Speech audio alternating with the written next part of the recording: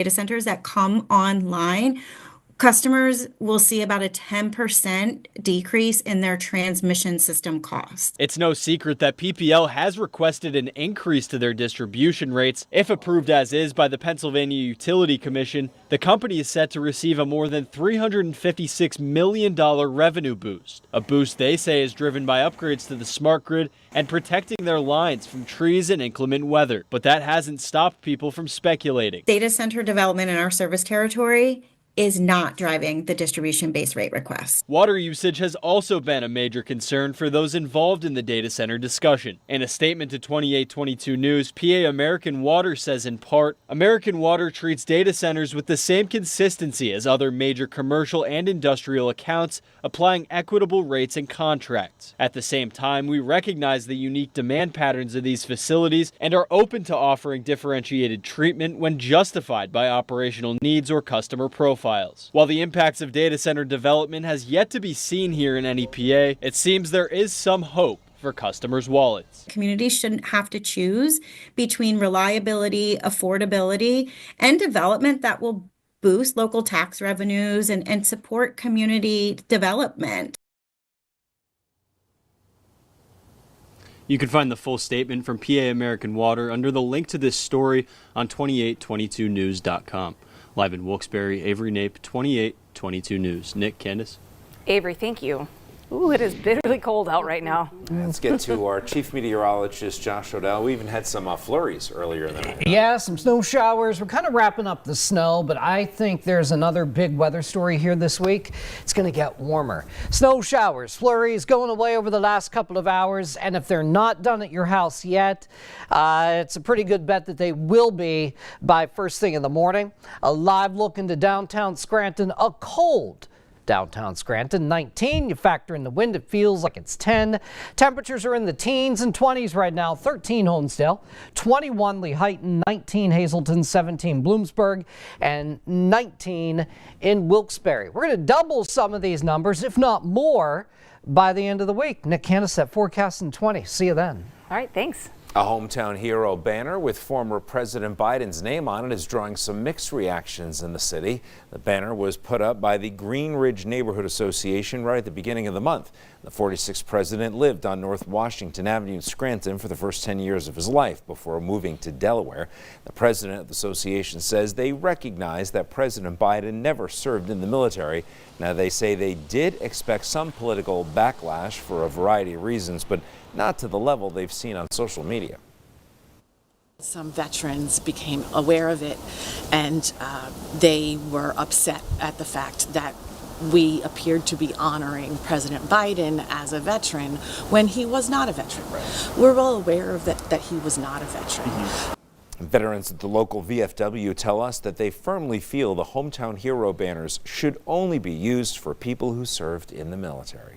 In our Instapoll question today, we asked, should President Joe Biden have a Hometown Heroes banner? Here is the final voting. The majority have said no. Be sure to come back tomorrow for another Instapoll question of the day. A heavy police presence seen at Scranton High Rise this morning, a Scranton High Rise rather. Officers responding to Adams High Rise on Adams Avenue after they say a tenant who was being evicted jabbed a constable with a small knife. Police there were able to de-escalate the situation and the man was taken into custody. It's not clear yet what charges, if any, he will face. State police are trying to find a man they say is tied to an attempted homicide in Carbon County. Troopers say 32-year-old Edwin Vasquez took off after he shot and assaulted a woman in Banks Township Saturday. The 29-year-old victim was treated at a medical facility and released. They have now issued an arrest warrant for Vasquez. They say anybody who sees him should not approach him and just call 911. We now know the name of the teen killed in a weekend shooting in Lackawanna County. Scranton police say 16-year-old Dylan Smith of Taylor was shot inside of a house on Bryn Mawr Street Friday and later died at the hospital. Authorities say the gun used was reported stolen last month in Archbald. 3 juveniles were interviewed and 1 has been charged with illegally possessing a firearm. Police emphasized this was an isolated incident and they're asking anyone with information to contact Scranton Police. A man faces charges after police say he threatened to blow up a building and shoot survivors in Luzerne County. Police were called to East Kermar Avenue in Newport Township on Friday regarding threats made to Children's Services Center. Investigators say that Scott Davis was on the phone with a representative from the center making the threats. Davis said he wanted police to find out so that he would get arrested and would get to speak with a judge. The 56-year-old now faces multiple charges, including terroristic threats. Local fire experts are reminding everyone that this time of the year also comes with an increased risk of house fires. Decorations, lights, cooking large holiday meals. Firefighters say that many common traditions can quickly turn dangerous. The Hanover Township Fire Department says it sees a spike in fire calls this time of the year, often caused by electrical issues, cooking left unattended, or even trees that are not watered regularly. Increasing fire problems for us would be the way people take care of their trees, not watering them, not electrically being proper with them, extension cords, those type of things are very dangerous this time of year. Officials also say make sure your smoke alarms are replaced every 10 years, the batteries are changed every 6 months, and they also remind everyone carbon monoxide alarms need to be replaced every 7 years. The city of Scranton has issued a code blue for the frigid weather this week. The alert is in effect every day from today through Friday, besides Thursday from 8 p.m. to 7 a.m. Emergency shelter can be found at St. Anthony's Haven, Weston Fieldhouse, and the Community Intervention Center. Hours vary for each of the shelters, and you can find more information on 2822news.com. Giving back to their community. Coming up on this week's Here's to You, Kid, we're going to show you how local students started a project to help the less fortunate and how it's already making a big difference. And the shocking deaths of a Hollywood icon and his wife, the latest on the investigation as the couple's son is now in custody.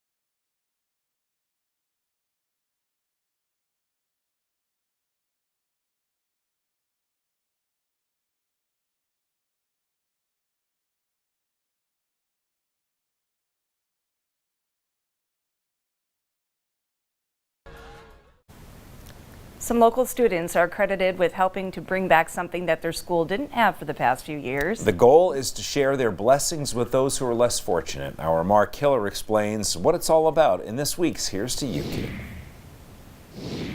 How about Ultramax baking soda? That works. The products being sorted inside a classroom at Wyoming Area Catholic School are not necessarily for kids enrolled there. In fact, the items may not even be for people these students ever met. The household goods, personal care items, and non-perishable food are donations collected by the school's Builders Club for something called a blessing box. When I started this year with the club, the kids were like, oh, are we going to do that? I'm like, great, let me get the permission from my principal. She was on board with it.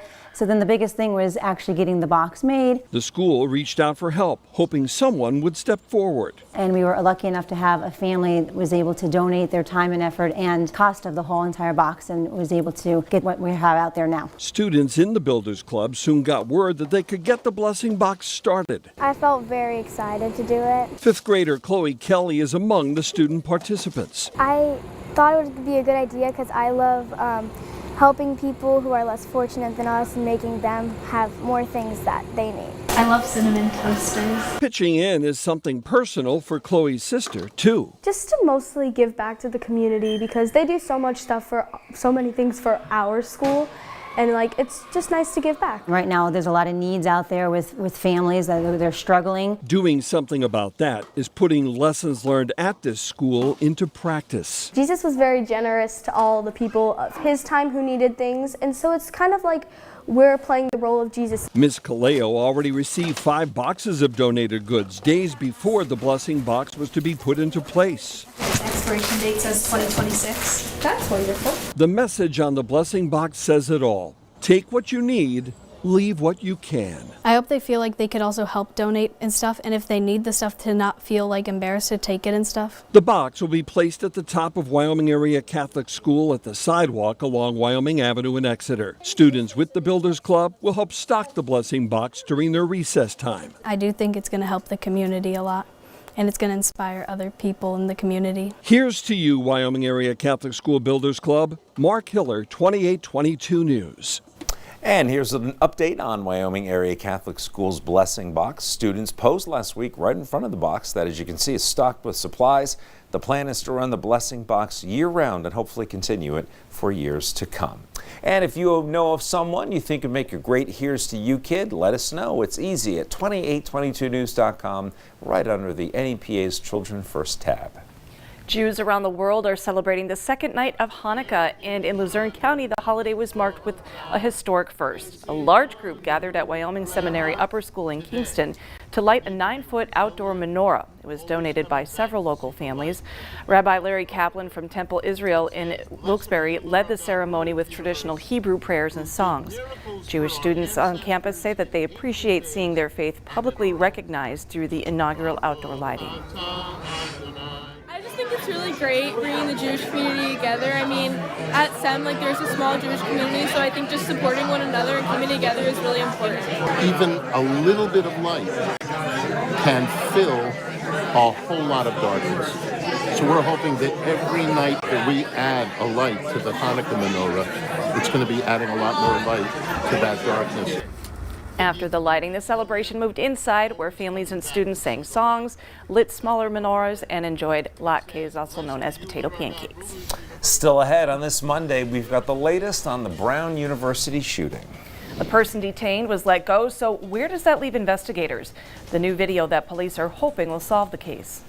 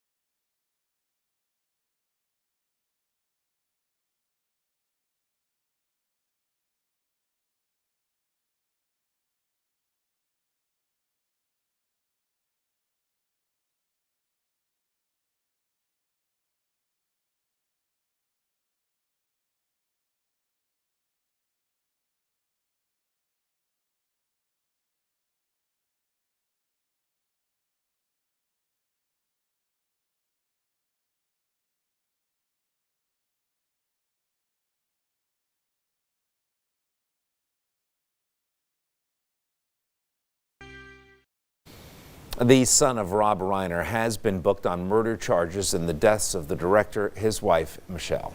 The 78-year-old Hollywood director was found dead with his 68-year-old wife in their California home on Sunday afternoon. Both suffered from stab wounds and were pronounced dead at the scene. Police say the couple's daughter, Romy, was the one who found them and called 911. Reiner's 32-year-old son, Nick, is now being held without bail. The gunman in the deadly shooting at Brown University is still on the loose. A man who had been detained as a person of interest was let go. Police put out some new video, though, of the man that they're still looking for, and the FBI posted a $50,000 reward for information leading to his arrest. Police say the gunman burst into a Brown University classroom Saturday, firing several rounds with a 9mm handgun. 9 students were wounded, 2 were killed. Final exams have been canceled, and students have been sent home. Another deadly mass shooting in Australia targeted attendees at a Hanukkah celebration. 2 gunmen, identified by police as a father and son, armed with high-powered rifles, fired roughly 60 shots during a rampage that lasted for 10 minutes. At least 15 people were killed and dozens more in the hospital. The Australian Prime Minister has pledged to call for strong, decisive gun law reform in the wake of the shooting. The attack at Sydney's Bondi Beach was the deadliest mass shooting in Australia in nearly 30 years. We'll be right back with your forecast.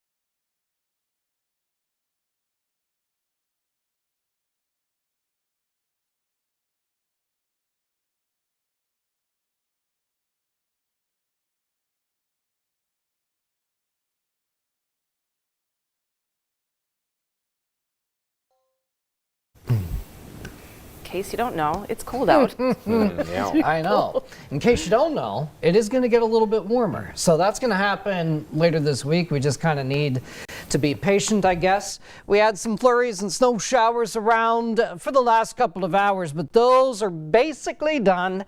So any leftover snowflakes that you may have at your house by morning, they'll be gone. What won't be gone, the cold weather. I mean, we are just stuck with these temperatures in the teens at night, single digits. It's 19. In downtown Wilkes-Barre, the wind makes it feel like it's 10. Pottsville, not much better here. It's 16. You take into consideration the wind, it feels like it's 8. Most of us in the teens are kind of near 20. You see that here: Williamsport 21, Lewisburg 20, Bloomsburg 20, Stroudsburg 22, 20 as well. There you have 15, 17, 19, Tunkhannock, Montrose, Holmesdale. Just, kind of January cold in December. By morning, I think most of us running between about 10 and 15, but normally colder spots will drop down to the single digits. Good thing about tomorrow, 2 good things actually. We're going to see a mix of sun and clouds, so that sun should be nice, but after that cold start, look what happens to these numbers here. Mid upper 20s, if not near 30. So that's good, and it kind of starts the warming process for us. 40 on Wednesday, mid upper 40s later on Thursday. That's probably going to happen in the evening, if not a little bit closer to midnight. Between now and then, our weather's relatively quiet. Some clouds around Tuesday and Wednesday. But Thursday, we're going to be tracking a bigger storm system. This will get closer to us. It's rain. We're going to be on the warm side of it Thursday night, and that's why we're going to see a little bump up in these temperatures. And then we get a nice round of rain, probably Thursday night into Friday morning.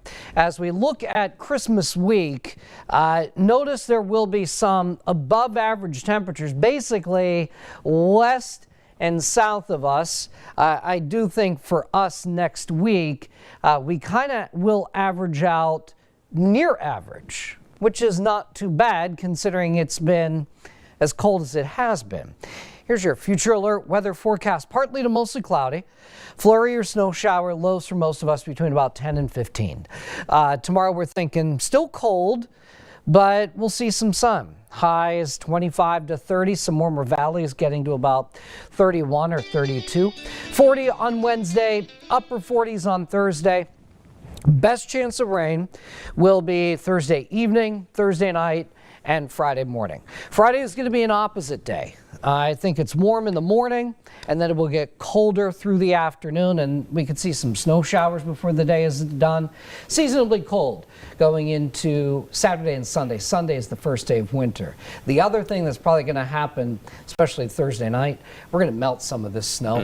I think valleys probably have a pretty good chance of having it wiped out. Higher elevations may hold on to it for a little bit. We'll see how this goes. Okay, thanks. 2 of the best teams in the Schuylkill League meeting on the hardwood. Plus, the Steelers battling the Dolphins on Monday Night Football. Here's Nick Zelaya with sports. Hi, Nick. Nick, Candace, a brisk Monday night in Pittsburgh where the Steelers could win its 8th game of the season. History on its side with the Dolphins 0-5 in games under 40 degrees with Tua Tagovailoa as its starting quarterback. And it was in the teens at Acrisure Stadium tonight, one of the toughest places to play in December, really for any opponent. And folks on the under smiling in the first half. 3-0 just before the break.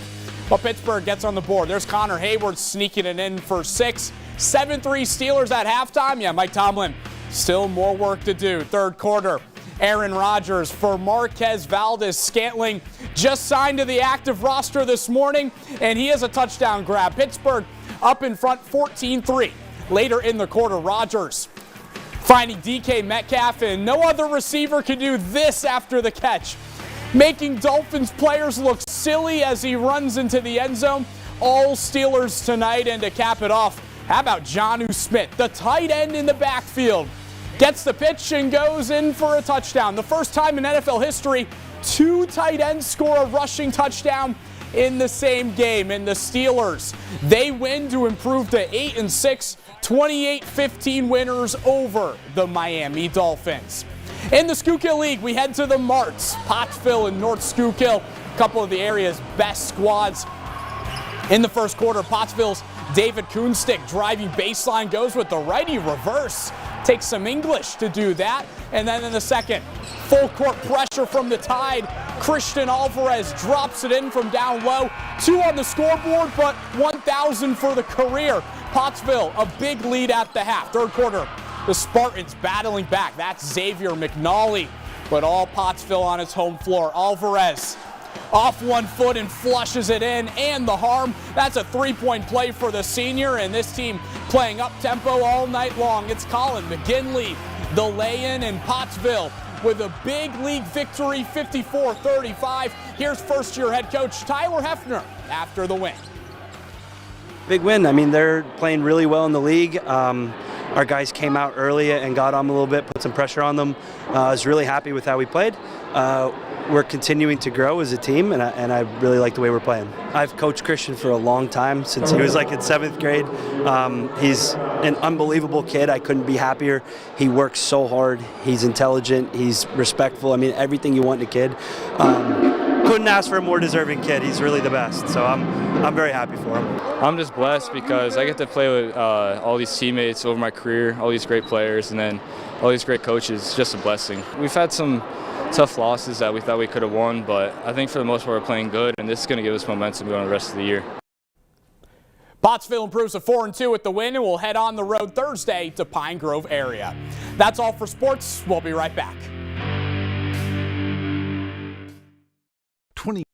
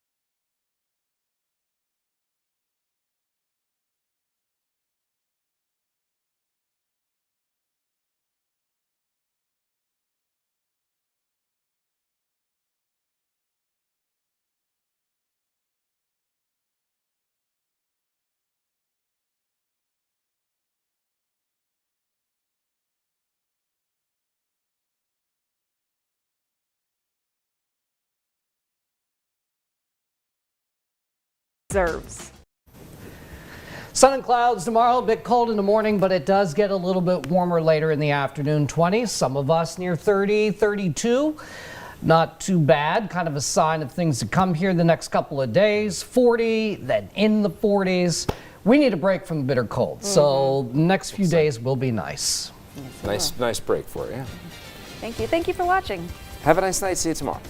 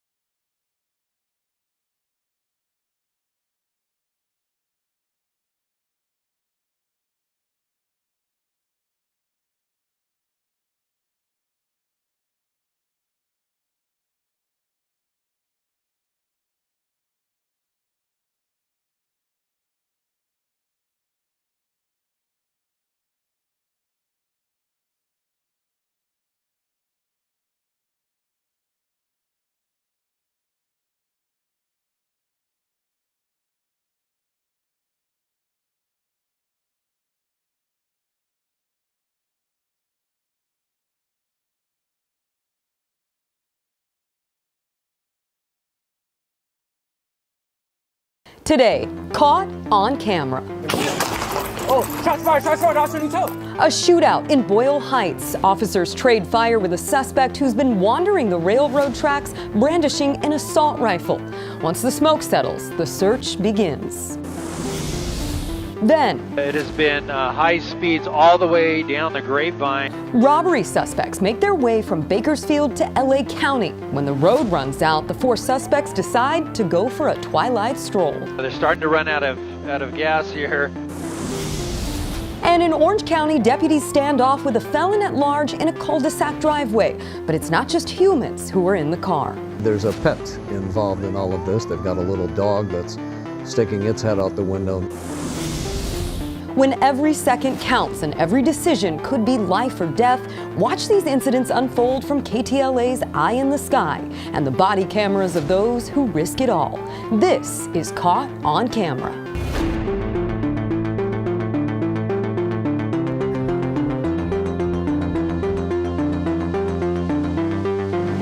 The wrong side of the tracks. It's a common idiom that originated back in the 19th century when railroad tracks would physically separate the more and less affluent areas of town.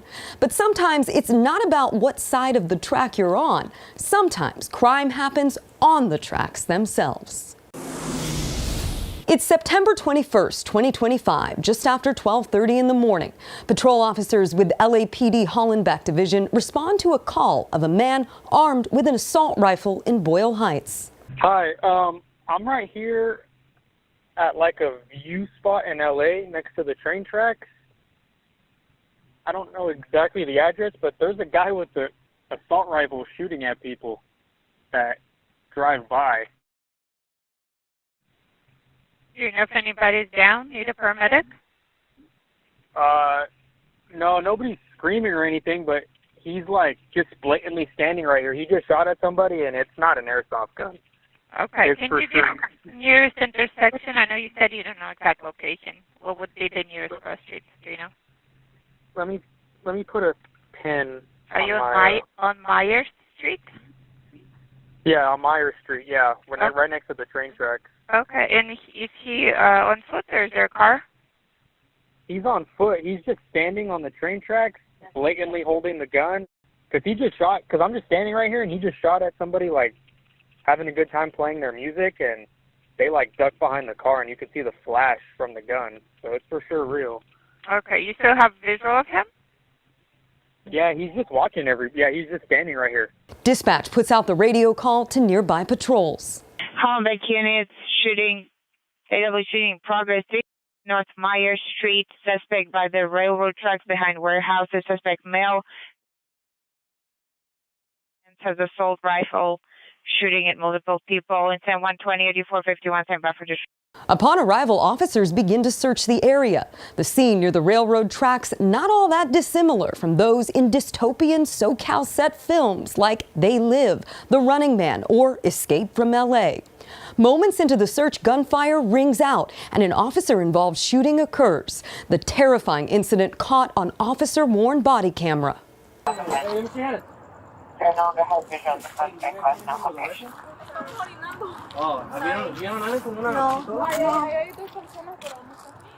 No,